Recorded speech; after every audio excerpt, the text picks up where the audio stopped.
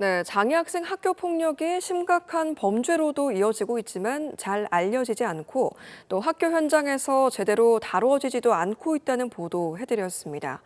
그렇다면 과연 이 장애 학생들이 어느 정도로 학교 폭력을 경험하고 있고 또 대응은 어땠는지 취재팀이 직접 실태 조사를 해봤는데 우려대로 사건 해결이 잘 되지 않고 있었습니다. 주우진 기자입니다.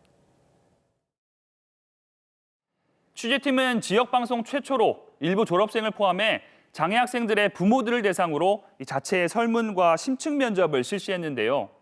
장애 학생들이 장애 학생들 간의 폭력을 비롯해 예상보다 많은 학교 폭력을 경험하고 있고 그 폭력의 정도도 심각한 것으로 확인됐습니다. 부산 경남 지역 장애 학생 217명 가운데 43명, 무려 20% 정도가 학교 폭력 피해를 경험한 적이 있는 것으로 조사됐습니다. 가해자는 다수가 비장애 학생이었는데 장애 학생이 가해자인 장애 학생들 사이의 학교 폭력도 4건이나 있었습니다. 장애인 애들은요, 성향마다 좀 틀리긴 하지만은 애들 자기들끼리 서열 싸움이 치열해요. 그 서열이 정해질 때까지는 뭐 양자 간의 폭행이 있을 수도 있고요, 성추행이 있을 수도 있고요.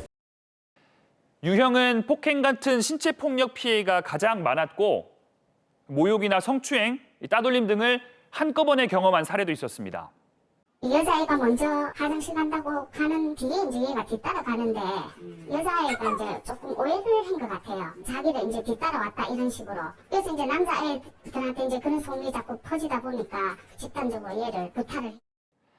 사건 해결은 미흡했습니다. 사건이 흐지부지되거나 오히려 상황이 더 악화됐다는 응답이 45.9%나 됐습니다. 피해자인데 오히려 전학을 가거나 심지어 2차 가해를 당하는 사례들도 있었습니다. 가해자뿐만 아니라 학교 관계자들까지 침묵하면서 대책은 마련되지 않았고 피해는 계속 반복됐습니다. 보복 등을 우려해 아예 대응을 하지 않았다는 응답도 18%나 나왔습니다. 학교가 아이들을 보호하지 못하고 부모들도 이런 학교를 신뢰하지 못하면서 폭력이 반복되는 악순환이 이어지고 있습니다. KNN 주우진입니다.